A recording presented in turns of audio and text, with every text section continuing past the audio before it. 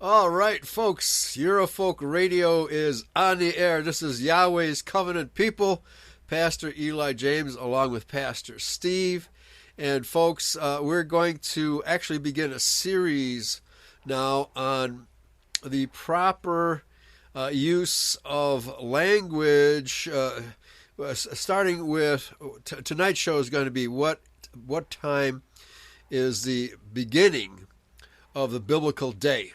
When is the beginning of the biblical day, along with other matters related to that, including times and seasons, and we'll be concluding with the correct analysis of the appearance at the first Advent, and we might even get a little into the second Advent, because all of this, let's call it astronomical timing and astronomical language contained in Scripture, gives us clues as to when these things are going to happen. So, Pastor Steve, I know that, here, let me just put it this way. There are four different groups of interpreters, four different interpretations of when the Hebrew day starts. Of course, most of us in solar calendar land, but not all of us, have stuck with the evening to evening. I know there are solar calendar practitioners who follow noon to noon and also morning to morning. So there's at least three different groups who believe at different daytime starts. We can rule out the midnight to midnight, which is common today. That was probably invented by a Jewish witch. But so we have three candidates. We have evening to evening, noon to noon, and morning to morning. Your comment on this disparity within identity? All right. Well, this is going to upset some people, and I want you to listen and not explode. Not everything that the Jews do is wrong. Wait a minute. Okay. Remember who they are and what they are doing. They are trying to steal our birthright. Yeah, they're not wrong about everything. They are impersonators, and they have to mix in error with truth. A little truth to make their lies plausible. Okay? Yes, absolutely. They adopted the evening to evening, which was an Israelite custom in the mindset of the nomadic tribesmen of the day. Okay. Because we were the Hebrew mindset in those days was not as the Anglo-Saxon mindset in modern society. Yes, of course. We were different back then. They've got all this disparity coming from other offshoots of religion. The morning to morning thing, that's the work day that we use now. Okay. And that they started to adopt. But the traditional Israelite day began after the evening when full dark hit. That started the next day. Okay. Whatever time, because that's when their next day started. Yes. It doesn't have to make sense. It doesn't have to match the modern work ethic and the modern time schedule. It wasn't modern times back then. They used a different ideology of things. They had different ideas than we do now. They lived a completely different lifestyle. Well, they had different traditions, and obviously, now when they talk about evening, that's the sunset, the twilight, when the sun is just touching the horizon. Yeah. The last light of the day was EREB, sunset, evening. Now we have a number of passages in Scripture where they say between the two evenings. Okay. That is a Hebrew idiom. That is not a literal translation. Okay. And here is the Brown Driver Briggs Gesenius lexicon. Dubious in phrase, between the two evenings, in example, that's i.e. probably between sunset and dark. There are various views fully given, and it lists the passages, but it is an idiomatic usage. Okay. So there are no two evenings. Okay. All right. Well, between let's assume that it's to be taken literally, between the two evenings, and I can see where many in Identity have read this. They probably got it from Brown Driver Briggs Gesenius, because it's stated right here on page 788 of my copy. I'm sure yours is identical. Yes, sir. Between the two evenings, and this is a definition B. So a lot of people will take this literally and say, well, the Hebrew word EREB means between the two evenings. But you just pointed out here that the abbreviation DU period stands for dubious. Dubious in phrase. It is an idiomatic usage, not a literal usage. Okay. That is correct. Right. But let's take it literally.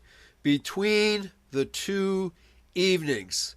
So if we take it literally, it can only mean from what I'm reading here, from evening to evening, meaning 24 hours. Yeah. That would have to be the literal reading of what it means, from sunset to sunset. Well, if we go to what the Israelites were doing at the first use of that phrase, they're getting ready to leave Egypt. And it was talking about slaughtering the Passover. Okay. They did not take 24 hours. They had to leave in haste. And they had to cut the throats. Right. They had to bleed them out. They roasted them whole. They did not skin or gut those lambs. Right. Okay. I wasn't planning on going there for today's show, but since you brought it up, the fact is that the Israelites had to select the lambs for slaughter because it had to be eaten the evening of Abib 14. So they had to select the lamb on Abib 13 or earlier if they had the opportunity. They were given warning. Yes. They were given warning to do this, and they did that during the daylight hours. And that is referred to in the New Testament as, well, actually in the Old Testament as well, as the preparation day. That is correct. The preparation day was Abib 13, and in my research here, I have discovered, and we'll get into this in the following shows, maybe tonight, but there's all kinds of confusion as to which day is the preparation day. Some even argue that it's Passover day, but it can't be Passover day because the lamb had to be roasted and be ready to be eaten at sunset of Abib 14. Is that not correct? That's correct, and the women had to clean all their dwellings. Get rid of all leaven out of their dwellings. Yes. They were doing that while the men were gathering the sheep. They had different duties. And that had to be done. You can't have any chametz, which is leaven, or anything made with chametz in your dwelling. That was very specific. Right. And so that had to be done. We have the Passover preparation day today. Yes. When we clean our closets and wipe them out, make sure all the bread is thrown out. If you have toothpaste with leaven in it, you have to throw it out. Toothpaste? If you there's leaven in some of the toothpaste. There's a big list on the internet that you can download with everything that has leaven in it. And I follow that. I get rid of everything. I clean it out. I see. Okay. Well, I don't even buy bread the week before Passover. I have only matzah here. Right. And I clean because it takes me, at my age, it takes me more time to clean everything. I have to take everything out of the closets, wherever I've had anything leavened, and clean those kitchen cabinets because there can be no leaven in my household. Right. That's a commandment. Right. So preparation day was Abib 13, and more than likely the Israelites began getting rid of the leaven several days ahead of time. And actually the Bible clearly says that Abib 10 was the day that the Israelites selected the lamb, and they tied it to a bedpost, as I understand, if they had a bedpost. Yeah, and they had to keep them close, and they had to be specific lambs without blemish. Right, males without blemish. They had to be males without blemish, okay? And so the Israelites, in preparation for Passover, they had Abib 10, 11, 12, and 13, those 4 days to get ready, in which they selected the lamb and cleaned the house and got rid of all the leaven. Otherwise, they would have a faulty Passover on Abib 14, right? Well, yeah, and they also had to pack. They had to pack up all their stuff, everything they owned that they were going to take with them on this journey. Right. They had to make ready, and then that evening, when the angel of death was going through, right, they had to stay in the houses. They had to have that blood on the lintel and the doorpost, and anybody that didn't have that, the firstborn of that house, died. Right. So from evening to evening, from the evening of Abib 14, when they smeared the blood on the lintels and also had the Passover meal, whether they probably went to bed, and at some point in the night, the Egyptian firstborn were all killed. Yep, and they left the next day because there were millions of them. They had them. And the mixed multitude that caused all the problems, the non-Israelites, because even the Israelites had slaves because they were slaves, but they had slaves right. Because they were considered subhuman. They were just animals. Right. And they took them with them. Yeah. And they had miles of Israelites going through. Right. I mean, they didn't have automobiles and pickup trucks and stuff like that. They were carrying stuff on their back, their pack animals, carts, camels, horses, this was donkeys. The whole land of Goshen left. Right. That's right. At least 2 million. Most historians will say 2 to 2.5 million people got up and left. That is a lot of people. And then they had the Hyksos who were in charge had to bury their dead. Right. They had to embalm them. They took some time for Pharaoh to get his act together to go after them. Sure. He didn't just immediately let's go get no. Yeah. They were just an emotional wreck after this death. Oh, absolutely. They had to get rid of all those people. That's right. They had to put them in the ground. So the bloodletting by Yahweh's angels killing the firstborn gave the Israelites time to escape, basically. We can put it that way. And they almost caught up with them at the Red Sea, but not quite. Because we know... if you'll remember, he diverted them to a different path than they were going to do. He says, no, you turn and you go this way. He wanted the Egyptians to catch up to him. Okay. Because he was going to do his last miracle of wreaking the wrath on that Pharaoh and destroying his army, thus destroying the power of the Hyksos in Mitzrayim. Yes. And he wanted to show everybody what he was going to do. When he parted the waters of the Sea of Reeds, not the Red Sea, it's the Sea of Reeds. That's another mistranslation. And then they mounted up these great big walls of water, and the Israelites walked through on dry ground. Right, dry and shod. They were coming up the other side, this huge train of Israelites, and the Egyptians were pursuing them while they were still in that trough between the waters. Right. And then when all the Egyptians finally got in there, he dropped the water from the back of the Egyptians down on the Egyptians, and by the time all the water fell on them and drowned them, the Israelites had made it up the other bank and were watching all of this. Right, of course, yeah. One good movie by Charlton Heston. We are children that Yahweh has protected all down through time, and Oh, yes, we he are has. still, Yeah. we're still hard-headed and rebellious. I mean, Yeah. what does it take? Right. Right. I mean, All you right. can imagine those people saw all of that, and still they Right. rebelled at Mount Sinai. Right. Right. Oh, Now it's dumb. interesting. It's interesting that the lunar calendar reckoners they argue that there had to be a full moon because they would require the full moon, the light of the full moon to see by. Okay. No, they didn't leave at night. Okay. They So left during an entire day. okay, so sometime during that first day of Abib 14, obviously they had to get some rest. So they had the meal. No, actually, they were commanded to be dressed, Okay. have their staff and their weapons. They went out armed Okay. from Mitzrayim. Right. Okay. Right When after. they were done eating that, it says, "Don't leave anything until the morning, and whatever is left, you burn with fire." So they didn't leave until the next morning. Okay. All right. That tells you that right there. So those who could get some It sleep. took a whole bunch of time to get that many people and get Sure. out of Right. the occupied area.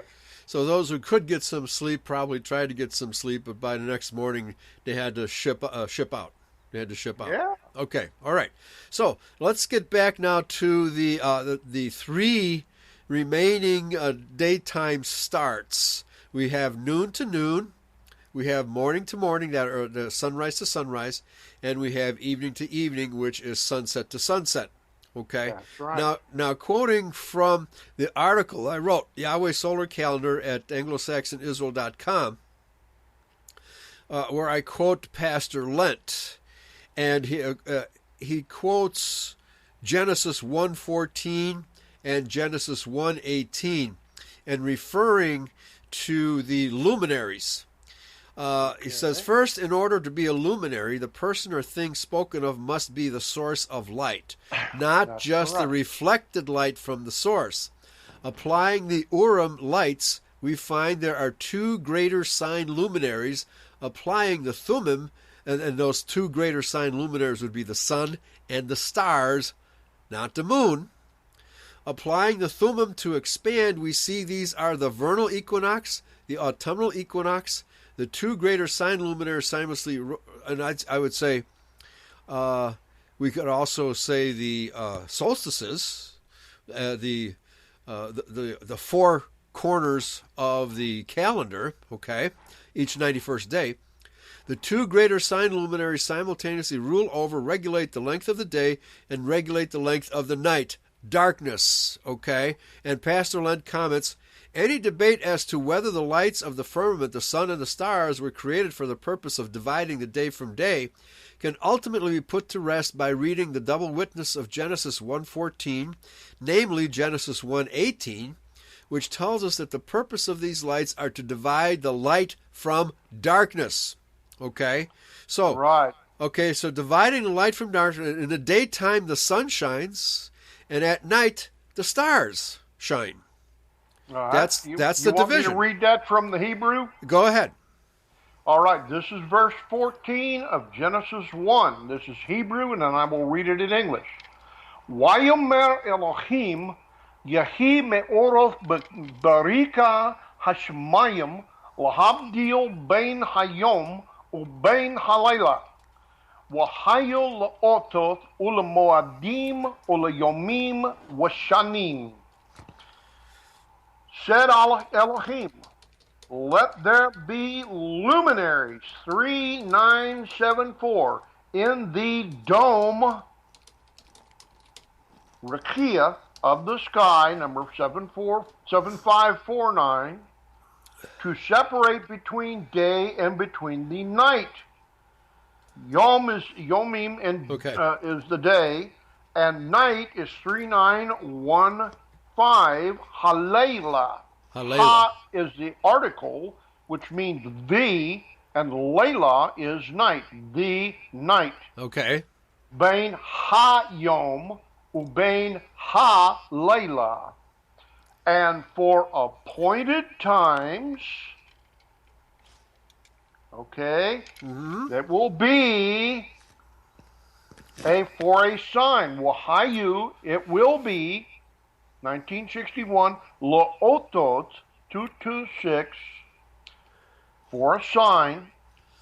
Ulamoadim 4150 appointed times. Okay, appointed And times. for days, Ula Yomim, that is Yom plural, 3117, and years, Wishanim, 8141. And verse 18, that is always in question, let the Hebrew just nail it. Okay. Walimishol bayom ubalayla Olahabdil bain ha'or ubain ha'koshek. Wayarei Elohim ki tob. And to rule by day and by night, and to separate between the light, ha'or, and between ubain, the darkness, ha'koshek. Okay. And saw Elohim that it was good. Wayarei saw Elohim ki that tob. It was good. Okay. 2896. Okay. Now, it does not say and. Right? The stars. Yeah, right. It does not have the word gam in it. That is verse 16. Okay. Vayas Elohim et Shnei Hamaorath, made Elohim two luminaries, 3974, Hagedolim, the larger, et Hamaor. Which is the sun. It can only be the sun. Mm-hmm. Right? Hagadol, Lememeshelet, Hayom, We'et Hamaor, Hakaton, that's the smaller. Right. Lememeshelet, that's to rule. 4475. Halayla, that's the night. We'et Hakokabim. Okay. The stars. It does not say Hakokabim and We'et Gam Hakokabim. That would be also. The word also is not in there. That's right. That is added by the translators. Yes. The sun to rule the day and the stars to rule the light, because the moon does not generate its own light. It is a reflector, not a luminary. Okay, so we have two reasons now to reject the moon as a sign object, in the sky. Number one, it does not rule over either night or day. It goes dark at times. Well, it goes totally dark at the new moon, for one thing, which the stars don't do, right? Right, plus, they shine all the time. Yeah, plus the moon can shine during the daytime, or it can reflect light during the daytime. So it does not rule over either one, nor does it provide its own light. Therefore, it cannot be a ruler of either day or night. Correct? That's correct. Wouldn't that Starlight is the light of other suns like ours. That's right. That we are seeing that come through space, because light goes all over. Yeah. So understanding the true meaning of the Hebrew words completely rules out the moon from any consideration as a ruler of night, precisely because the moon is not even mentioned here, is it? That's correct. Okay. That is correct. It's only implied by false translation. That's correct. Okay. So that's what we've got going here, folks. So now from my article, although Pastor Lent uses these verses to argue against the noon-to-noon day reckoning, I cite it as an affirmation that the moon does not divide the light from the darkness, since it can reflect light during the daytime or nighttime. Ironically, the new moon does not shine at all, so it is definitely not luminous when the Babylonian calendar takes it into consideration, which is the lunar calendar. It's a Babylonian calendar, not a Hebrew calendar. So now let's the next instance of noon to noon, and we want to here argue against the noon to noon reckoning, in the section entitled, When Does the Day Begin?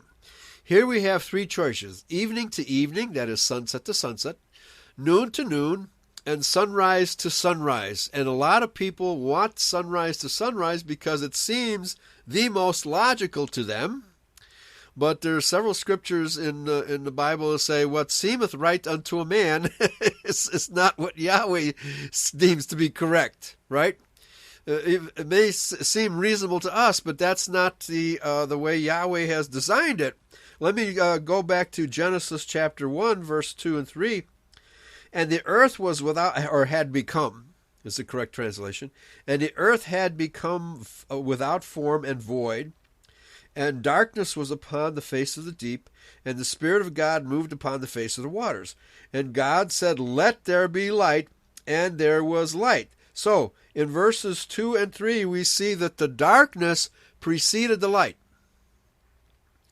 This is the way, and then we see, and then the very first day, at verse 4, and God saw the light, that it was good, and God divided the light from the darkness. And God called the light day, and the darkness he called night, and the evening and the morning were the first day, or first yom. Okay? Which Yom. Period of time. Yeah, it's not or age. Yes. Or eon it's era. translated in the Greek as eon. That's right. That's right. It does not mean a 24-hour day. That is a totally miscalculated interpretation. Does not mean day, 24-hour day. So the expression here, the evening and the morning, if you take it literally, it's only 12 hours. Okay? But what's really going on here is that evening and morning is an idiom for a complete age. From the transition from darkness into light, as if you plant a seed in the ground, the seed has to it germinates with the moistness and the dirt and the nutrients provided for in the soil until eventually it breaks forth up into the atmosphere, where only then does it see daylight. Okay, so the symbolism is from darkness into night, and we, of course, as Israelites, and of course this is true of all mammals, you are bred in the darkness of the womb, literally where the sun don't shine, right, until you're born. Until you're born, right? And then you see, that's the first time you see sunlight. And so this symbolism of transitioning from darkness into light is what the Bible it maintains throughout. Not correct? Your thoughts? Well, we've got comments in the chat room that I need to address. I hate to break the train of thought. Okay. I'll take a look. And it came to be at midnight, smote Yahweh all the firstborn in the land of Mitzrayim, from the firstborn of Pharaoh that sat on his throne to the firstborn of the captive that was in the dungeon, and all the firstborn of beasts. And rose up Pharaoh in the night, he and all his servants, and all of Mitzrayim, and there was a great cry in Mitzrayim, because there were not a house where there was not one dead. Of course, the house of the Israelites, there were none dead. Right. And he called he for Moshe and Aharon by night, and said, Rise up and go forth from among my people, both you and the children of Israel, and go and serve Yahweh as you have said. And also take your flocks and your herds as you have said, and be gone and bless me also. And they were urgent on them, and they had to pack up that night. Okay. Yes. And they plundered the Mitzrayim and all that other stuff. And mongrel peoples and all that stuff. Right. And it came to, verse 41, and it came to be at the end of the 430 years, even the same day. Right. It came to be that all the armies, 6635 of Yahweh, went out from the land of Mitzrayim. Now, verse 42, it is a night very much to be observed to Yahweh for bringing them out from the land of Mitzrayim. This is that night of Yahweh to be observed by all the children of Israel in their posterity. Yes, and that would be Abib 14. The bringing out was a process involving the slaughter of the firstborn. Yeah. The bringing out was not a 1 hour or 2 hour or 1 day thing. They had to pack up and leave. Okay. And while they were leaving, the Mitzrayim were burying their dead. Right. They left during the day in the morning because they told them to leave at night and they had to pack up. Well, they were already pretty much packed up. Right. Okay. But taking several million people out was in the daytime. Yeah. It was not at night. It does not say they were brought out at night. Right. Well, some of them could have started out at night. Some well, of them they maybe could have because if they were ready. Yeah, if they were ready. But it took a long process to get several million people 2 million, in a line at least, and organized to go out.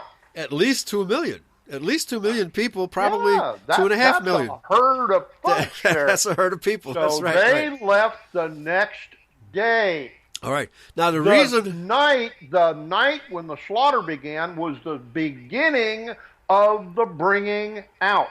Yes. The bringing out did not occur in a short period of time. The bringing out took days because they had to go beyond the border of Mitzrayim. Right. Okay, now because the timing of all this is actually reflected in the passion of the Messiah. That is correct. And it was also a short process. Right. Also, and I believe that the passion of Messiah began with the kiss of Judas on the cheek of Messiah, which reflects the 3 days and 3 nights spoken of by Yeshua when he referred to the ordeal of Jonas being swallowed by the whale. Here again, we see Jonas being swallowed by the whale, going into intense darkness. That is correct. There can't be any. The sun don't shine down there, folks, inside the belly of a whale. Okay? No, sure. But then he was spat up on the shore, and they saw the daylight again. Here we see again the darkness first and the light coming afterwards. Just as we Israelites come from the darkness of Judeo-Christianity today into the light of identity, right? Right. Into the second coming. So the symbolism. All the symbolism fits perfectly with the darkness first and light coming second, making a day from evening to evening. Okay? That's so far, correct. so good? So far, so good? Question. Far, so good. All right, so Camp Char asks, when did they start roasting the lamb? All right, so I would say that the women, if the men hadn't, had the slaughtered and skinned the lamb already, that would be part of the preparation. They didn't skin the lamb. They did not skin the lamb. No, not this. No, okay. no. Read the text. Okay. It said you will cook it with its head, with its legs. You will not skin it. You will cook it with its inner organs. Okay. Wow. They just dumped the lamb on the fire. They Okay. burnt the hair off of it. They did not skin it. All they did was cut the throat and drain the blood. Okay. And they put the blood in bowls to put on the lintels and the doorposts. So it's all done in haste. Done in haste. Okay. They didn't have time to put leaven in their bread. They had unleavened bread, and that's why we eat unleavened bread. Right. For the first journey. But future generations of Israelites would have taken the time to, because they were instructed to burn bones, burn entrails, get rid of all whatever was. The original Passover is not identical with the celebration of the feasts. Okay, very good. Yeah, that's something we need to clarify, and we'll talk about that later. It's a separate, hurried process. Yes. They just burnt that poor lamb, and they ate it, and some of it may have been half raw. They didn't take a lot of time. They were fully dressed. They had their staves in their hand, had their swords girded on their side. Their loins were girded, which means they had their battle dress on. And that's why it says the armies of Yahweh left. They left Mitzrayim armed. Uh-huh. Okay, so taking the scenario that we have at this point, evening to evening, That's correct. What is the word evening? Where does that derive from? What's the Hebrew word for evening? That is EREB. Okay. That word is EREB. Okay, so an EREB, Well, here, let's go back to the Gesenius, the Brown Driver Briggs Gesenius, on page 787. 787. Okay, it says sunset. Sunset. Evening. That's when the sun is just touching, beginning to go below the horizon. That is the sunset. Okay. Evening, originally sunset. Right. And hence, perhaps at the time of sunset. Okay. All right, so time of sunset, evening, in the evening of, and it gives many citations. At the turn of evening, when it turns to twilight, before full dark. Before full dark. Okay, now we have, I think, 2 verses in Scripture that irrefutably tell us that this was at evening. We have Deuteronomy. The going down of the sun in what is it now? Nehemiah chapter 13, and I think it's verse 15 or 18. I'm not sure. I'll have to turn there momentarily. But it talks about the sun, the gates of Jerusalem being closed at before the start of the Sabbath as the sun was going down. Okay. That's right, because the Sabbath began at sundown. When it turned full dark, that is the start of the next day. Right. Okay. So is there any way to confuse this language that talks about the gates of Jerusalem being closed as the sun is going down? The problem lies in the translations that people are reading. Okay. And the people not understanding or knowing Hebrew or the idioms or figures of speech or metaphors, they don't spend the years studying the Hebrew. And they're taking these mistranslations and they have no way of knowing whether they're accurate or not because they don't have the research material. Yes, and that is the problem. Okay. And then you have the Jews with the tampering and the changing of the dates, because our calendar that we use, Eli, is not the same as the Jewish rabbinical Babylonian calendar. Right. Our solar calendar was mentioned in the book of Enoch. Shar has done a bang-up job of illustrating that. She's done all the math. I have found no flaws in what she has done. And it's fully explained, and still people want to argue and fuss and fight. Do the math. Right. Okay. Do the math.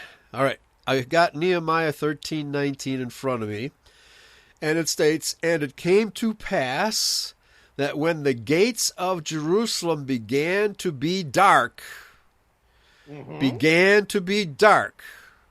Correct. That means it was transitioning from daytime to nighttime, okay? Right, the long shadows were being cast. The sun was right at the horizon, and it cast those long shadows. Right, okay. That's dusk.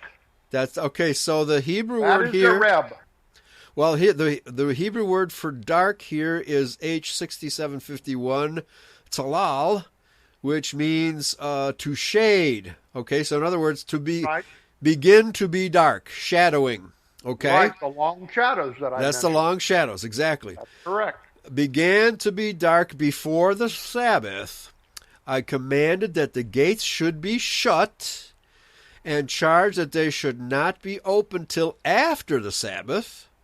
Okay? Why? Because the Israelites were doing business with the non-Israelites during the Sabbath day, and Nehemiah was upset about it and says, hey, we're not supposed to be doing business on the Sabbath. I'm going to shut the gates at nighttime so you can't do business with these outsiders.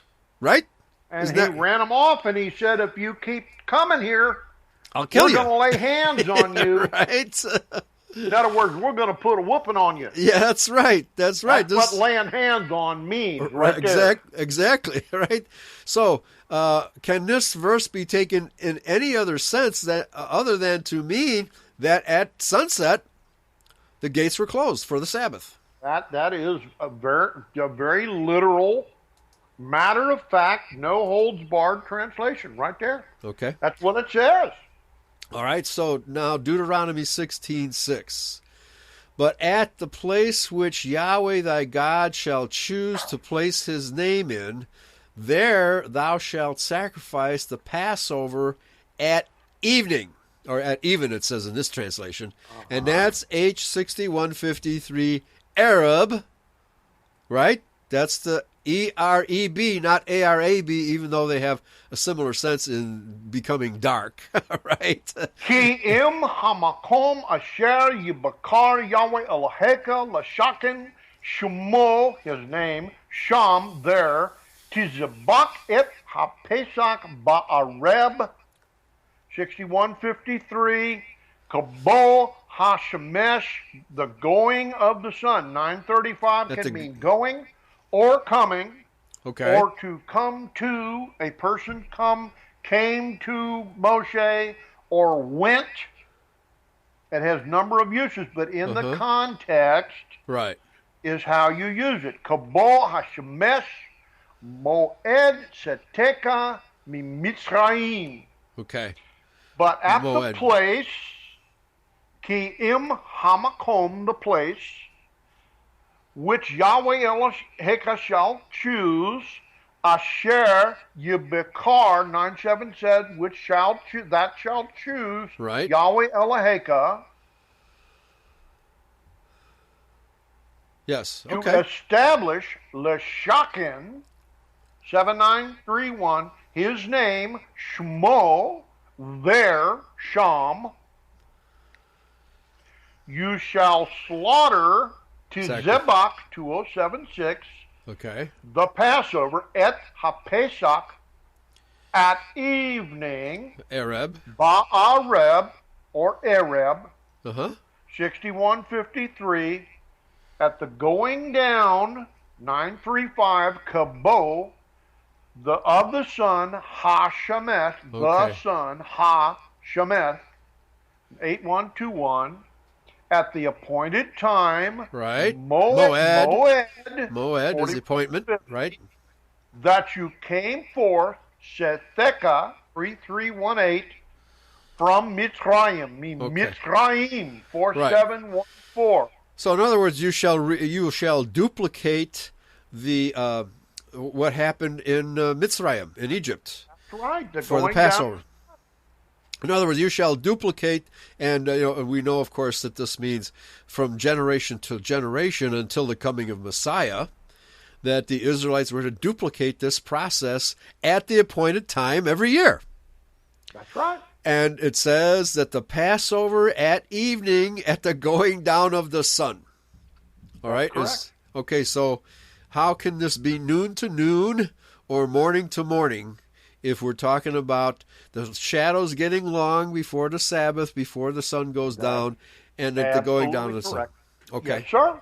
All right. So can there be any doubt that the Hebrew day begins at sunset? Can there be any doubt given what we've talked about? That is why in my translations I have the page of English on the left and the Hebrew with the Strong's numbers on the right. You can't argue with the Hebrew. It says what it says. Okay. And you have to learn the Hebrew. Right. That's why I have two versions of it. I have the standard version for people that don't understand Hebrew with just the English. It's smaller. Okay. And then I have the pastor's version, because if you're a pastor, you should be able to study and learn a lot of the Hebrew, and I have it in there with the strong numbers so they can look it up. And I have the big pastor's version with twice as many pages. That's why I have two versions of it. Okay, so now in definition B, we briefly discussed it earlier, but I want to bring it up again in order to rule it out. That be dubious in phrase between the two evenings. Apparently some translations use this phrase for Ereb, and presumably or probably between sunset and dark. So even if we use this phrase between the two evenings, they're saying it's between sunset and dark. Yes, not between... in an idiomatic usage, if you read the rest of it. Thessalonians, various views fully given. Right. Otherwise, and it gives a bunch of references which most of the people wouldn't understand. Right. Because Okay. they don't speak the language and it's in Hebrew. Right. But I've heard the argument that what this really means is noon, because it's the evening that is the dividing time between morning and afternoon. In other words, evening the daytime at noon. But that's really the evening and that's dividing. Because they don't understand the Hebrew idioms. Okay. It's lack of knowledge, and they're trying to make literal and idiomatic usage. Okay. Like here in the South, you go to a restaurant and you eat this meal, and they serve a particular dish, and you'll hear a guy say, "Man, that's fire." They were served burning charcoal. No, it's an idiomatic usage. Yeah. It's a figure of speech, a local thing of those people that live in that area. Right. Well, this is a figure of speech of the Israelites in those times. Right. Well, now it's all this is very interesting in that, number one, that Abib 14 as Passover is a special Sabbath. It's not a regular Sabbath. The 15th is a festival Sabbath. Okay, that is a high holy day. Right. Now, you could argue, and now normally we're not supposed to work on Sabbath days, but this is not actually work. This is preparation to flee from Pharaoh's armies. Well, it was not a Sabbath at that time. It was declared a Sabbath later. They had to do the act in order to make it a high holy day. Yes, this is important to understand that even during the 40 years of wandering in the desert, the Israelites did not practice these feast days. The feast days were only practiced once they crossed the Jordan River and took over Palestine. Yeah. Okay. The place that he shall choose to put his name. Okay. Wound Jerusalem. Up Jerusalem. There you go. Right. And that's where they didn't have a temple. They just took the top of that mountain. Right. And they put up this great big tent in the tabernacle up there that they've been carrying around. And only until Solomon's time, when Solomon built the first temple, they had the original tent. Right. Okay. So what I'm trying to say here is that the actual day of Passover and the first Sabbath day after Abib 14 being Abib 15, none of this, this is all presaging the coming of the Levitical priesthood and the actual celebration of the feast days, which did not occur until 40 years later because they were eating manna in the desert. Yeah, that's right. They didn't have lambs. They didn't have lambs. They were eating manna. They got quail one time until they vomited it. They had so many quail. Right. They said, "I'm sick of hearing you complain. Here, eat this." Yeah, right. And then they just got flooded with quail. Yeah, but, You want whiskey? Here, I'll make it. Another quail. Oh no. Right. So they got sick of that. Right? Yeah. Yeah. Complain. That's that mixed multitude that went with them. Right. So everything that happened in the desert is kind of a preparation or presage of things to come, which were not instituted until Joshua, because Moses was not allowed to cross the Jordan River until Joshua and the Levitical priesthood instituted it later. That is correct. Okay. That's correct. Aharon was taken because of the golden calf. Right. And because he helped Moshe smite the rock instead of speak to the rock. There were two occurrences with a rock. Yes. The first time he was instructed to smite the rock, he did. Out came water. The second time he was told to speak to the rock in the name of Yahweh and glorify Yahweh, and he was angry at the people, "You rebels," and he hit the rock twice with a staff, and Yahweh said, "Because you did not honor me and do what I told you to give me the glory, because all you had to do was utter my name to that rock, and it would have split and given you water. You're not going in the promised land. Even though you were my chosen prophet for all these years, You set a bad example for the people. Right. Okay. Yes. Okay. So, and now there's a totally different word for morning or sunrise in the Hebrew. Is that not a completely different word? There's the coming of Koreb? the sun. What's the word? Koreb? The Shemesh. Shemesh is the sun. Okay. There are words that precede that. The ascending of the sun. Okay. The coming of the sun. The ascending and rising are the same words. Okay. The going forth of the sun, the going up, Right. which can also mean come forth from the land of that word. They have from the multiple east. uses. Right. It means east always too, because that's where the sun rises, in the east. Yeah, that's Kedem. Okay. That's the land of the east. All right. Now, what's the word for sunrise in Hebrew? Isn't it something like Koreb? It all has Shemesh, okay. but they use different words for the action of the sun coming up. Okay. There's a number of words that cover that. Okay, but it's not EREB. EREB is always evening. It never has any use but that. Okay. So it means the dusk. Okay. Right before dark. Now there are offshoots of that root that mean dusky people. Okay. They changed the spelling and came up with Arab. Yes. Which means dusky ones. Right. And you're right. All dusk comes from that word EREB, which is the root word for dusk. Because Arab means dusk. The Arab, the EREB, translates into ARAB, meaning to grow dusky or have dark skin. They are dusky people. Right. So even the word Arab reflects the original Hebrew meaning of EREB, EREB. Okay. Correct. That's the root. Yeah. So we have several metaphorical reasons and several literal reasons for arguing for the Hebrew day beginning at dusk or sunset or evening and not at any other time. Okay? That's correct. It was their way back then. Yes. It does not connect to what we do now. Yes. Right. It doesn't make sense to us. Well, the day begins when we have daylight savings time, so we can work during the day. Well, no. Right. Not then. This is now. This is a different time period, and we have become a different people of Israel. We are modern. We live in cities. We don't wander around tending flocks of sheep. Right. Okay, now he has, Pastor Lent has this to say in addition about the noon to noon reckoning, referring back to Genesis 1:18.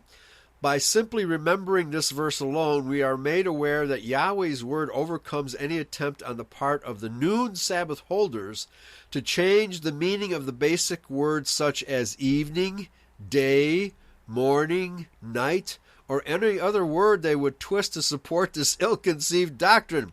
The noon to noon Sabbath was part of the Baal priests' sun worship thousands of years ago. Your comment? Yes, sir.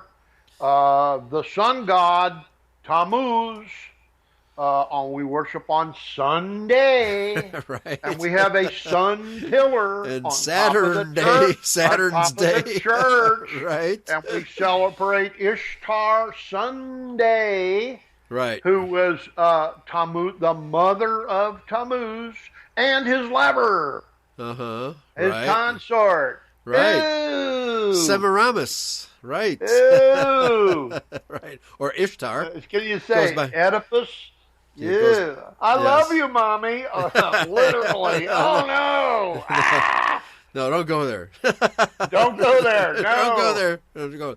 All right. So given these considerations, and in writing this article, I wanted to be fair to all sides because, first of all, I didn't want to add fuel to any possible schism. But this dispute again is very similar to the oneness versus Trinity dispute that's been going on for thousands of years.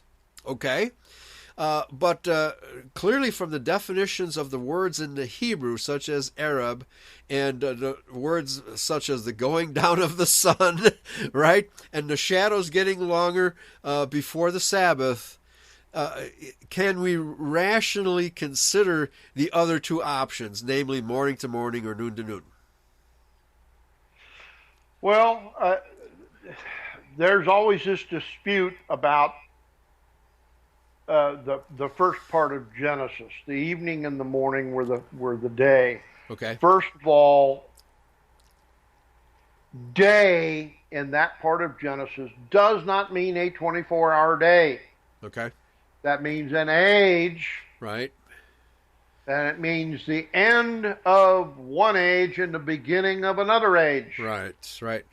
So we're talking, and yes. they're trying to literalize an idiomatic usage of the Hebrew. The people don't know Right. the Hebrew, and that's all I've done for the past 15 years Right. is study Hebrew. Right. So the vast majority, I agree, the vast majority of Bible interpreters, I don't want to call them scholars, but Bible interpreters of the Judeo-Christian variety, generally all of them take the Yom of Genesis 1 to be 24-hour days, which creates all kinds of problems. Namely, the first being that the sun and the moon and the stars didn't appear until the fourth day. Okay? Well, so they have an agenda they're trying to promote. Right. People forget that. Yeah, right. So we're talking about eras or ages or eons. Yes. And it's hard to say. You can't put an exact time on any one of these eons. You just can't. Right? No. Yahweh invented the laws of physics. Yeah, that's right. That's right. Okay? It takes so long in time to create all this stuff. Right. Now, who is bound by time? Yahweh is not bound by time. Yeah. Yes. And we are. And it says clearly in many spots in the Bible that 1,000 years is as one day to Yahweh. Yeah. Okay. Whose concept of time are we talking about? Right. Right. Okay, so we only have a couple minutes left. I just want to address one issue really quickly. Depending on which time of day you start the day, there can be problems with the starting of the actual year from the spring equinox. Okay, so if you go from noon to noon, or morning to morning, or evening to evening, you're going to start the new year at a different time. Maybe not every single year, but there will be years where the first full day after the spring equinox, if you're going from evening to evening, will differ from noon to noon or morning to morning. So you're going to actually start the year at a different day. So we want to be consistent. We want to be consistent. Our calendar explains all of that, all about the Maseroth and all of that stuff. Shar has done all the math. It's mathematics. Right. Yahweh invented mathematics. Yes, he did. Yes, he did. Okay, so given all these considerations, I have, in my article, I advise people to go with the evening-to-evening reckoning because that's what the biblical language indicates.